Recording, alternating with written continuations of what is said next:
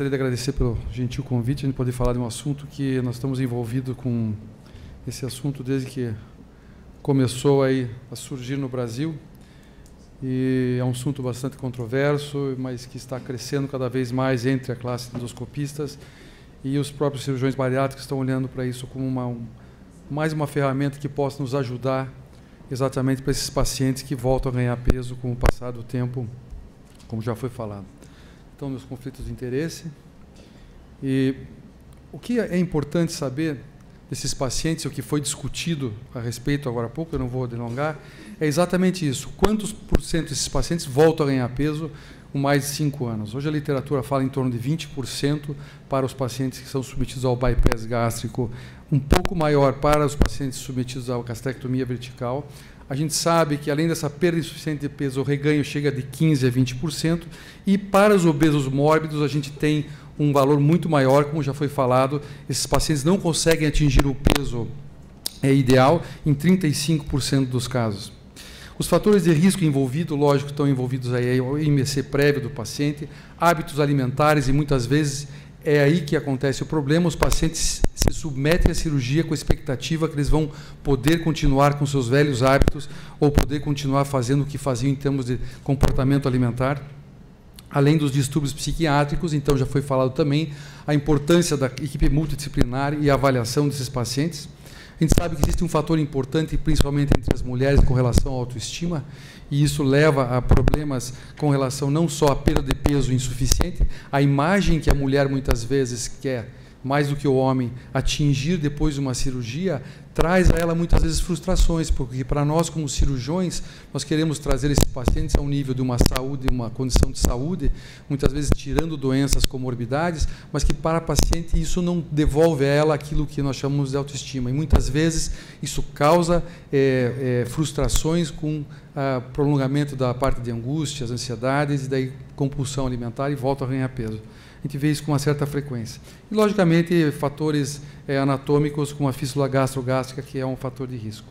O outro problema da falha do tratamento e desses pacientes que voltam a ganhar peso é que a gente sabe que mais de 50% dos pacientes que não perderam peso, 50% de peso, ou reganharam até esse patamar, eles têm uma complicação que são as consequências negativas sobre a saúde e qualidade de vida, e principalmente a recidiva das comorbidades, entre elas a diabetes, hipertensão, que são as mais graves e que mais preocupam, mas a gente sabe também que pacientes com problemas osteoarticulares, apneia do sono, tudo acaba voltando depois da cirurgia. A perda insuficiente de peso e a recidiva da obesidade pode estar associado a alguns fatores. Nós tentamos definir esses fatores que poderiam ser falha do programa, uma falha do paciente ou uma técnica cirúrgica, muitas vezes cometida de forma errada. A falha do programa pode estar associado a uma inexperiência da equipe, uma falha, a falta de um programa adequado ou um mau segmento. Do paciente, por outro lado, paciente, como eu já falei, que persiste com comportamento prévio, ou que tem doenças psiquiátricas, ou que não retornam para o segmento, ou alcoolismo e drogadição. Eu não vou prolongar esse assunto é um assunto que merece uma aula só. Nós sabemos que existe uma preocupação intensa da comunidade, não só cirúrgica, mas médica em geral, com relação ao alcoolismo e drogadição após a cirurgia bariátrica. Existem inúmeros números que demonstram que a diferença da drogadição e alcoolismo com a população de pacientes pós-operados não é muito diferente da população geral.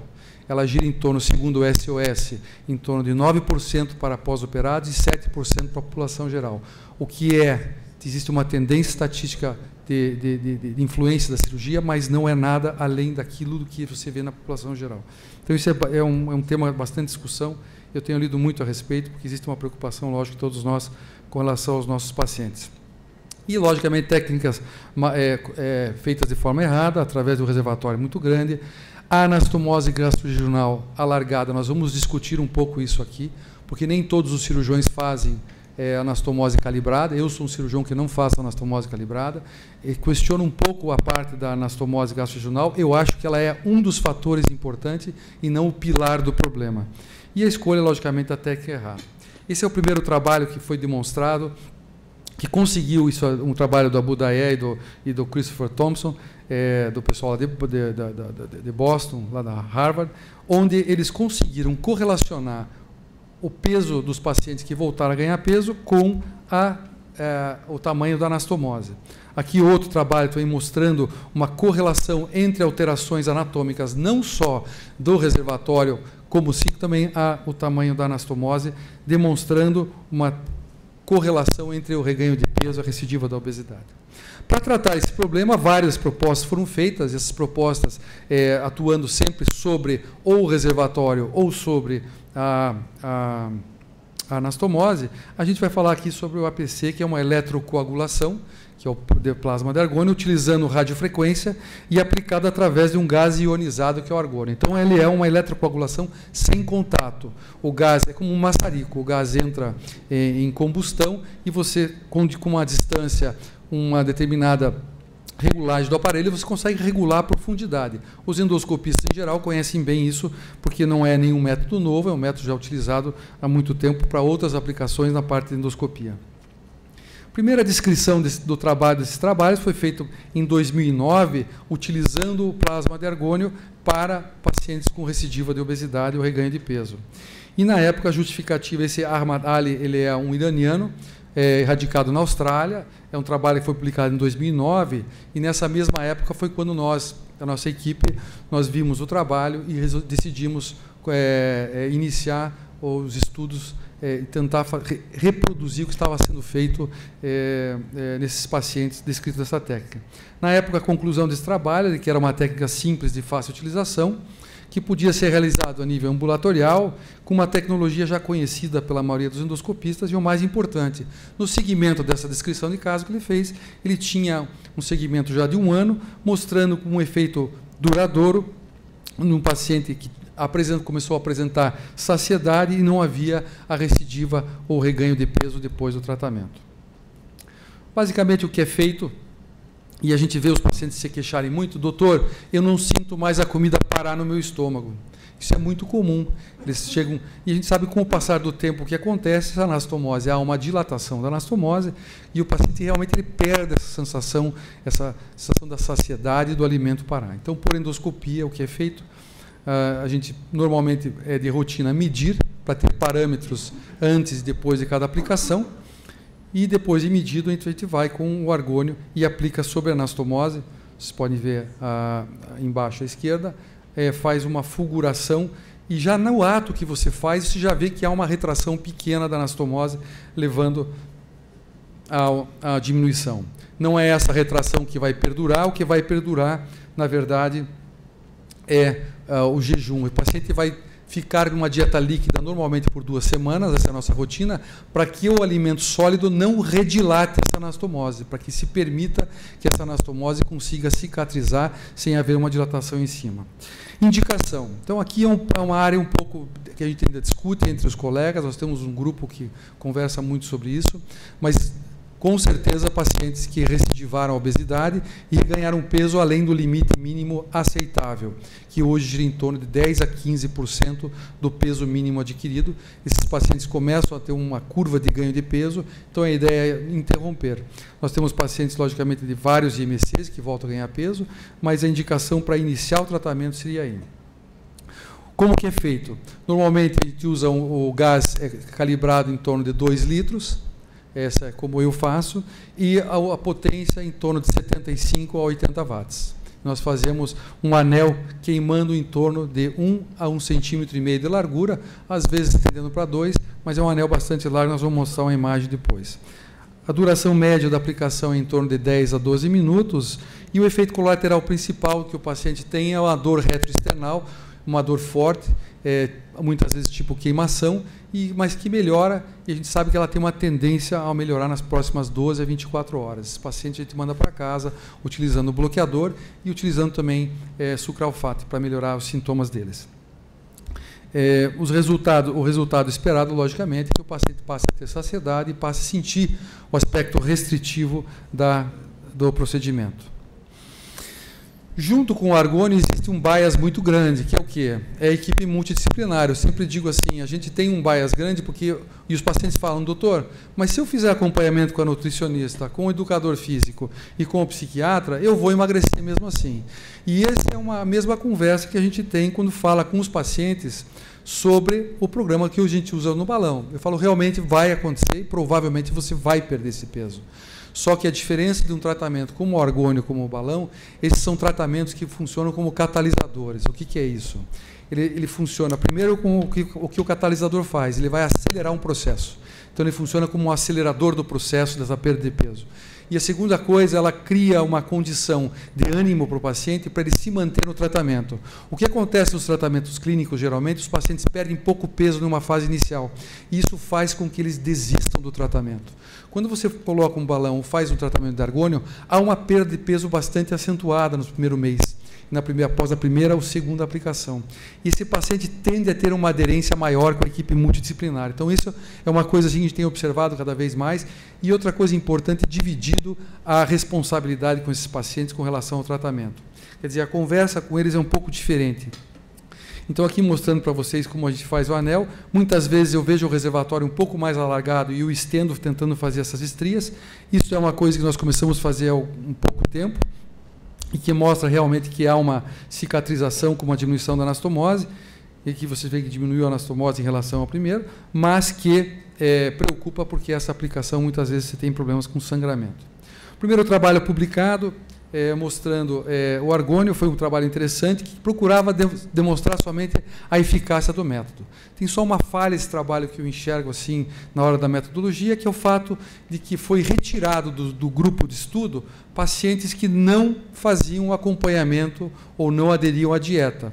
É a mesma coisa que você fazer a mesma coisa com os pacientes operados, quer dizer, eu vou tirar dos meus pacientes operados os que não fazem a dieta e não fazem acompanhamento. Provavelmente meu índice de sucesso vai ser alto também. Então, é a não aderência desses pacientes que é o grande problema que nós temos. Que isso continua, são pacientes mais complexos e difícil acompanhamento.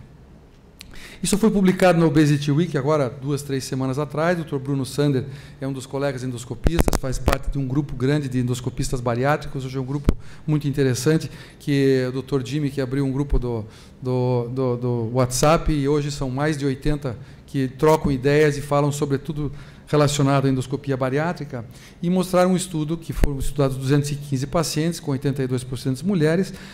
O tempo de cirurgia bariátrica variou de 2 anos a 175 meses, que de cabeça não sei quantos anos dá, mas dá em meses aqui.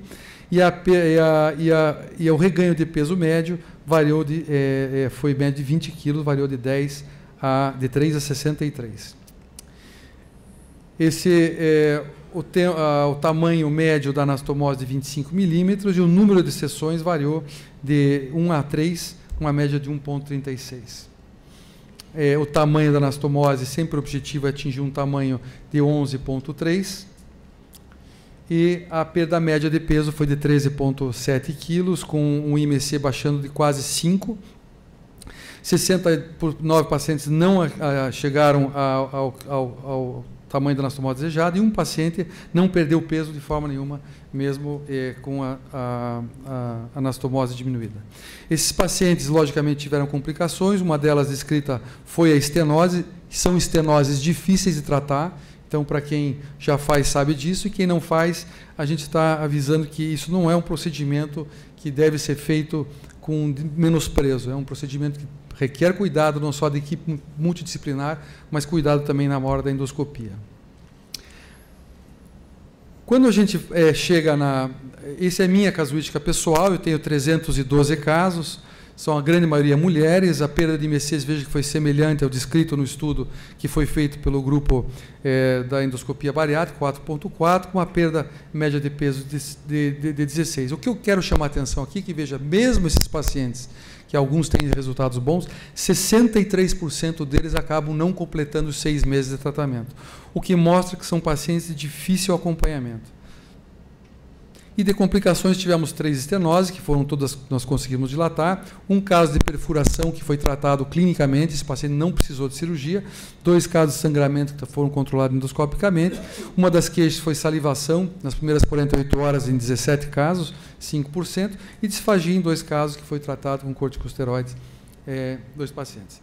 Esse eu queria mostrar só essa complicação. Esse vídeo foi cedido pelo Dr. Manuel Galvão, mostrando que ele fez aqui uma aplicação, que aparentemente foi uma aplicação padrão, só que no Logo que o paciente acordou da anestesia, dor intensa, ele com uma distensão abdominal que não cedia, levou o paciente para o raio-x e tomografia, demonstrando um imenso pneumoperitônio, e levaram para o centro cirúrgico. Eles se assustaram um pouco com o Galvãozinho se assustou um pouco com a dor do paciente. Na hora da punção houve um esvaziamento grande. Talvez, se tivesse só esvaziado e tratado clinicamente, esse paciente provavelmente iria melhorar, mas eles decidiram levar para a exploração. O Almino explorou o caso e aí acabou vendo, veja que tem uma área de lesão térmica. Não sei se a imagem está boa aí para ver, mas aqui ela está maravilhosa, é uma pena por causa da luz, talvez. E dá para ver bem ali a perfuração, que foi feita uma sutura com uma epipomplastia e o paciente evoluiu bem. Aí dá para ver bem o furinho lá. Estamos terminando já para...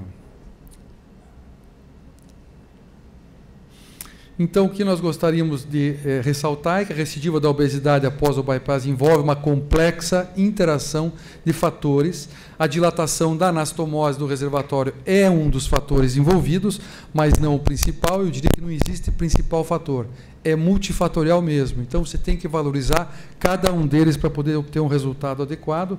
Provavelmente, o maior desafio seja fazer esses pacientes ficarem durante o tratamento acompanhando. O uso do APC na anastomose leva a uma perda de peso recuperado e a redução do diâmetro da anastomose em pacientes submetidos, isso já é provado. O resgate desses pacientes ao tratamento da equipe multidisciplinar, focando um segmento adequado, é mandatório para se obter resultados satisfatórios e, sem dúvida, o argônio é mais uma ferramenta e uma nova ferramenta para a recidiva da obesidade para os pacientes que foram submetidos ao bypass. Aqui uma foto, nós reunimos, foi domingo à noite, com o pessoal da endoscopia bariátrica. Aqui estava a metade ainda, né, Jimmy? Estava só a metade aí. Hã? Nem metade estavam aí, mas foi muito bacana porque é um pessoal que está muito animado com a ideia de essa nova, talvez futura especialidade que está nascendo, que é a endoscopia bariátrica. Eu queria agradecer a todos e me excusar pela demora. Obrigado.